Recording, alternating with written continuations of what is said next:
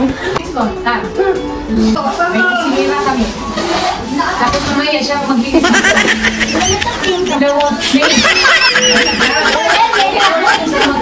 Magaling ko ba? Magpupul. Ano ang maid ba? Magpupul. Hindi man magpupul ng namin. Tapos hindi ko naingahan kung sino yung si Aiso. Bonggang birthday. For the first time, organizer. Ang organizer, taga-friend ka, o taga-dampaw. Alam ko lang sa bakot sa akin. Ang madam namin, nakatingin na. Ang galing nilagdag. Malas. Ngayon pa sana yung birthday party ni Yvette's ko. Anyway, kahapon na yung birthday niya. Tapos ngayon ang party. Kahapon, nakagawa ako ng isang cake. May bisita din siya kahapon. Happy birthday to you! Yeah, super!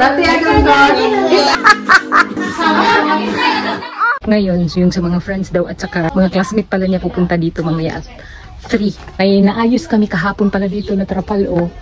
Hindi na namin nagamit dahil malakas ang ulan. Makapag-decorate na sana dito. Sayang. Ayan tuloy. Doon na lang ginawa sa itaas. Tignan nyo yung ginawa namin kahapon. Nagbayanihan kami dito. Hindi pala ako kasali. Sila lang. Nagiging coordinator lang ako. Charis. Dito sana kung walang ulan. Malas. Pero okay lang. Inutusan pala ako ni Dakdak na maglagay dito ng drinks. Sa freezer daw. Mamaya hindi naman ito mag-ice. Ala, may ganito pala siya. Ay, marumi na. Tissue roll. Nandito pa pala lahat. Lagay ko lang daw dito. Tapos, nakagawa pala kami ng ice. Magdala pa ako dito sa taas mamaya. Para magawa ako ng yung tubig na may mint at saka lemon. Alas 3 daw yung bisita. So, may oras pa kami. Tapos, ito pala yung ipapalagay niya. Non-alcohol ito. Ito usually ang iniinom kapag may party dito sa Slovakia. Busy ang mga inahan. Okay lang ba? Kunti lang yan. Oh, yung white. Diretso naman na. Sige lang, ayan mo na. Kunin ko lang yung barbecue. Last na ito. Okay na ang lahat. Ito lang yung barbecue namin. Kunti lang naman to. Wala nga itong 100 pieces. Mahigit 50 lang to. Kunti lang. Oo. Dapat ang uling kunti lang din. Parang nasa Pinas na sana to. Kung sa labas na ko na. Itong dalawang haba diri. Ganyan. Okay. Hindi ko pa naman to alam. Ilang oras na lang, Dak? Ilang oras na? 1 na lang? 1.5 na lang. Tapos ang taning design ko, diri ato na dali na. Oo. Kung hindi nag-change yung plan, tapos na. No choice. Blessing mo po niyo ko na? Cowgirl. Salamat pala, Angeline. Siya ang gumawa nito. Ha? Ikapit ko na? Oy, kapit na Dak. Kay paypayan lang man yan. Ayan. Mga expert. Ano na karton tape? Pamay-pay dira. Yun ang hinahanap ko eh. Karton na pala. Pamay dito. Ang daming uling. Kahapon nga pala. Lahat ginawa na ni Andrea, Bingbing, at saka Angeline. So, shout out pala sa inyong lahat. Sila ang gumawa ng marinate instead na ako. So, nakafocus ako sa cake kahapon. Nakakatuwa nga eh. Pero at least, natapos na namin ba? So, tignan natin kung anong kalabasan today. Kung ano pong reaction ng bisita ni Dakdak. Nagdumayan na tuloy yung aking manicure-pedicure. Kasi hindi ba pala, wala pang finish yung aking mga. Matagal na din ako hindi nakapag-barbecue gamit ang uling. Sa amin, yung ginagamit namin nag-barbecue kami, electric man yun. Social, no? Ayaw ko yun ni Vladimir na ganito, uling. Unhealthy daw. Mas masarap na itong uling, no? Babango. Ba't ang bagal? Hindi ko na kaya ito. Pwede naman. Sunod din ang sunod. Ang bagal nito magbagal. Ang bagal kasi anong oras na. Baka dumating na yung mga bisita ni Dakdak. Kung may electric fan lang sana to, mas mabilis. Hindi na exercise din ito sa arms ko eh. Siga. Ito na yung barbecue ko. Luto na.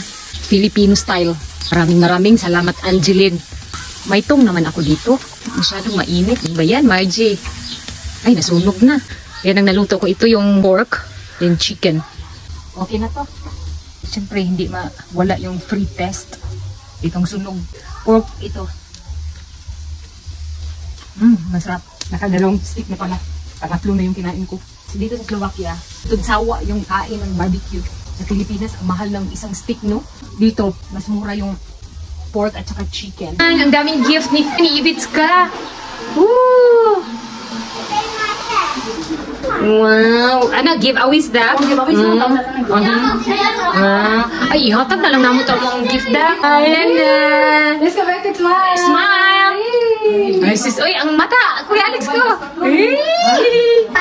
What ate ito? Happy birthday. But,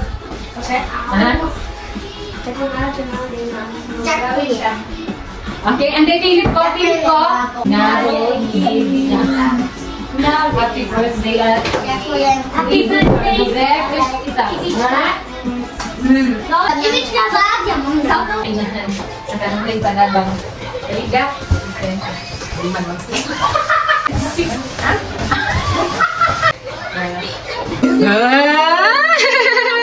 ang sweet! Parang 18th birthday! Dani, tak! Sweet, tak! Kidin, yeah, but it... 1 hour. Minuta. What's guy? Tam, tak, tuto, turn. Tak, tuto. Ati, tuto, mida. Tak, Kuya Alex ko. Ay, naku, si Kuya. Nahiya pa kay Ibitska. Aha. Grabe yung organizer. Tani, Kuya. Parang 18th birthday. Oo, Kuya, oy. Mamabad. Pwede na, Kuya. Kuya Alex ko. Este. Philip ko. Dapat dito pala na side. Aha. Ay, kasi. Oy, tani, Philip ko. Tani, dobre. Jedna minuta, dobre.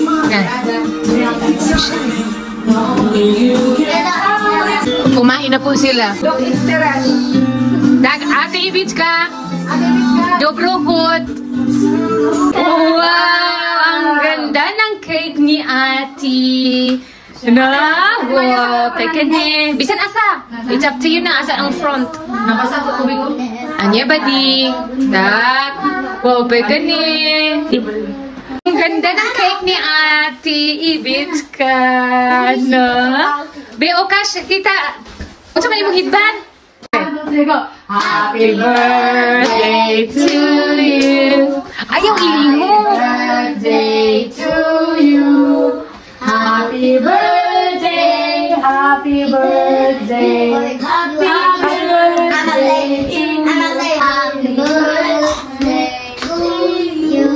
Happy birthday to you. Happy birthday to you. Wish.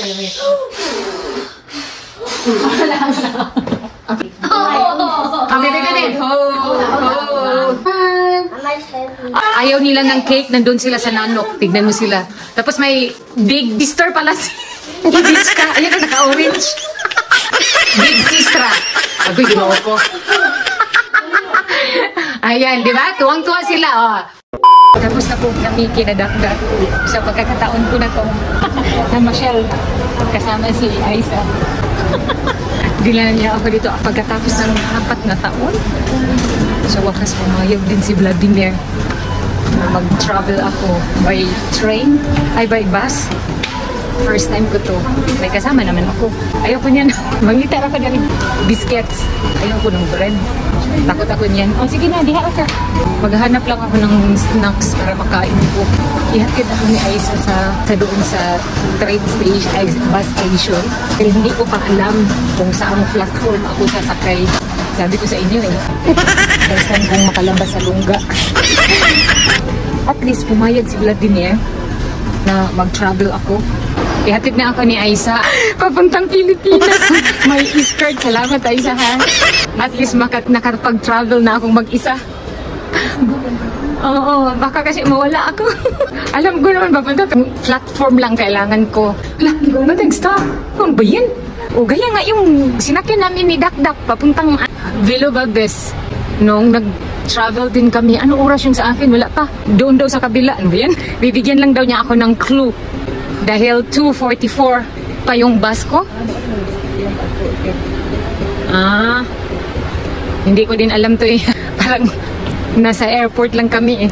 Oo, nakalista. Oh, may mga time man yan. Oh, okay. Oh, yan nga pala. May nakalagay naman. Kung anong platform. Yang 21? Kay daw. Ah, ito pa pala. Dito pala ako titingin. Ah, hindi daw yun. Ah, saan ba banda? Ayan, hinahanap niya. Parang Chatay. Number 20. Ah, Chatay. Ano yan? 244.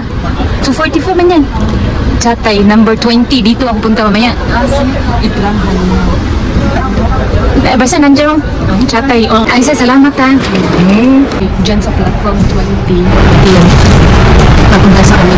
Dahil wala pang mahulas. Umuubo ako dito. Antay.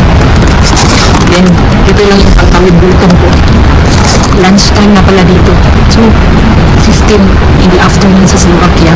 Thank you, Lord. At sa wakas, pinayagan din ako ni Vladimir na pumunta dito sa city na ako lang mag-isa. At hindi lang mag-isa kasi kasama yung si Aisa. Before siya pumayag, nagtanong pa siya kung alam ko ba magsakay ng bahas. Alam ko ba, parang wala man siyang tiwala sa akin. Dismay ako kanina. Dahil na every time na magpapaalam ako sa kanya na alis ako, nasakay by bus kasama si Philip at Alex, ayaw ako niyang pumayag. Ngayon lang siya na pumayag. In-explain naman ni Aisa at saka Dakdak na madali lang mag-travel, hindi ko na kailangan bumaba pa. Diretso na yung travel ko papunta doon sa bahay namin. Kaya pumayag siya. Grabe yung saya ko na tawan para ako nakalabas sa hawla. Natupad na yung pinapangarap ko makapag-travel dito sa Slovakia kahit sakay lang ng bus. Kahit dito sa city, ang mahilo ko pala ng oras sa kasunod ko. 16:44 mga ano yan, yes, 4 na ng hapon. Ganito po kami dito sa Slovakia. Habang wala pa yung bus, nakatayo na kami dito. In 10 minutes, darating na yun pero iwan ko pa saan. Pag dating ng bus, sakay kami kaagad. Kung oras na, kung halimbawa ang bus timing mo, tapos darating yung bus, kapag sakay niyan, lahat ng passenger, nakasakay na, diretso ka agad alis yan. Ganun dito, kailangan 10 or 15 minutes ahead of time. Dapat nandito ka na sa platform. Kung wala, by years. Kasi aabutan ka ng ilang oras, mag-antay more than 1 hour bago na naman sa next na bus. Ganito kahirap dito sa Slovakia. Hindi convenient sa transportation. Di ba sa Pilipinas, mag-antay ka lang ng bus kapag malayuan, for example, from Jensen to Davao, long distance na, hindi pwede yung driver ang mag-antay sa'yo. Yung tinatawag na ikaw ang mag-adjust. Nandito na po yung bus namin. Nandito na ako sa loob ng bus. Napunta na to sa amin. Yung kunti lang yung pasahero. Ayan, kapag makita ng driver yan, na wala ng pasahero nakatayo, alis na kami. Alis na lang kami. Alam na.